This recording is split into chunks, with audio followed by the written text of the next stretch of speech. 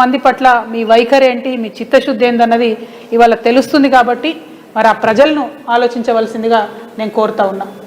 ఒక పక్క BRS party ఇట్లా ఉంటే ఇంకొక పక్క కాంగ్రెస్ పార్టీ నవ్విపోతురుగాక నాకేటి సిగ్గు అన్నట్టు ఇవాళ మా నిజామాబాద్ ఎన్నికలకు ఇన్ఛార్జ్గా ఎమ్మెల్యే గాంధీ గారిని పంపడం జరిగింది.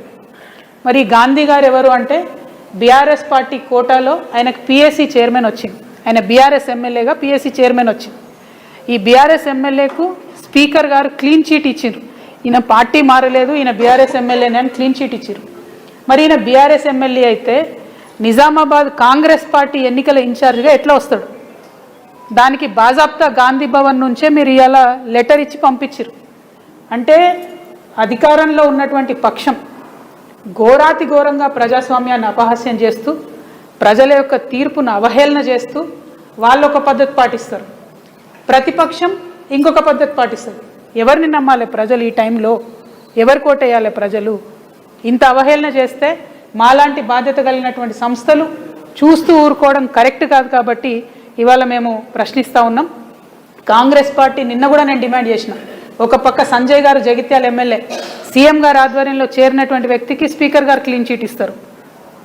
ఇవాళ గాంధీ గారికి స్పీకర్ గారు క్లీన్ చీట్ ఇచ్చారు. అయితే కాంగ్రెస్ పార్టీ అన్న ఆయనను వెనక్కి తీసేసుకోవాలి, నిజామాబాద్కి ఏదైతే ఆయన ఇన్ఛార్జిగా వేశారో వెనక్కి తీసుకోవాలి. లేదంటే స్పీకర్ గారన్నా ఇప్పటికన్నా వేటేయండి దయచేసి. చిత్తశుద్ధి ఉంటే మీకు ఏమాత్రం మీ రాహుల్ గాంధీ గారు పట్టుకొని తిరిగే రాజ్యాంగం మీద మీకు ఏమాత్రం నమ్మకం ఉన్నా దయచేసి వేటు వేయండి గాంధీ గారి మీద.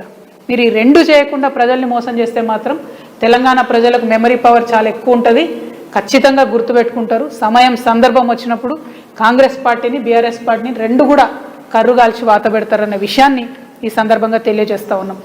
మరి ఇవన్నీ ఒక పక్క జరుగుతుంటే ఇంకొక పక్క బడ్జెట్ సమావేశాలు వస్తున్నాయి, బడ్జెట్ కేటాయింపుల మీద చర్చ జరుగుతూ ఉంది.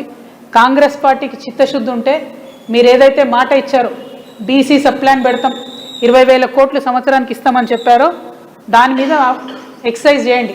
ఎందుకంటే గత 2 సంవత్సరాలు కలిపి కూడా మీరు 7,000 కోట్లు కూడా పెట్టలేదు బడ్జెట్లో బీసీలకు. పైగా నెక్స్ట్ ఇయర్ పెట్టే ఒకటే ఒక బడ్జెట్ మీరు పెట్టే ఫుల్ టర్మ్ బడ్జెట్, ఆ తర్వాత ఇయర్ పెట్టేది మీకు ఎన్నికల బడ్జెట్ అవుతుంది. కాబట్టి ఒకటే ఒక బడ్జెట్ ఉంది మీరు చేసినటువంటి తప్పులను మీరు సవరించుకోవడానికి. మీరు ఏదైతే రైతులకు ఇవ్వనటువంటి రైతు భరోసాలు ఉన్నాయో, ఆర్టీసీ విలీన ప్రక్రియ ఉందో, మహిళలకు ఇస్తా అన్న 2,500 ఉందో, ఉద్యమకారులకు ఇస్తా అన్నటువంటి బడ్జెట్ ఉందో, ఇవన్నీ సవరించుకోవడానికి మీకు ఈ బడ్జెట్ ఒక్కటి మాత్రమే అవకాశం ఉంది. ఈ బడ్జెట్లో బలంగా మీరు ఇచ్చినటువంటి హామీలన్నీ నిలబెట్టుకునేటటువంటి ప్రయత్నం చేయాలని చెప్పి నేను ప్రభుత్వాన్ని డిమాండ్ చేస్తూ ఉన్నాను. అదేవిధంగా ఉద్యమకారులు మరి అన్ని గ్రామాల్లో ఉన్న ఉద్యమకారులను బీఆర్ఎస్ పార్టీ విస్మరించిందని వారు బాధపడతా ఉన్నారు. ఆ బాధతోని ఆక్రోషంతోని వాళ్ళు కాంగ్రెస్ పార్టీకి మొన్నటి ఎన్నికల్లో ఓటేసి గెలిపించడం జరిగింది.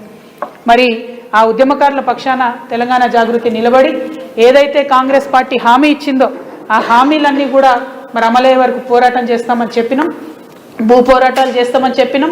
మొన్న కరీంనగర్లో ప్రభుత్వ భూమిని మేము అక్కడికి వెళ్ళి వంట వార్పు చేసి ఈ భూమి ఎప్పటికైనా ఉద్యమకారులదే అని చెప్పి రావడం జరిగింది. మరి మళ్ళొకసారి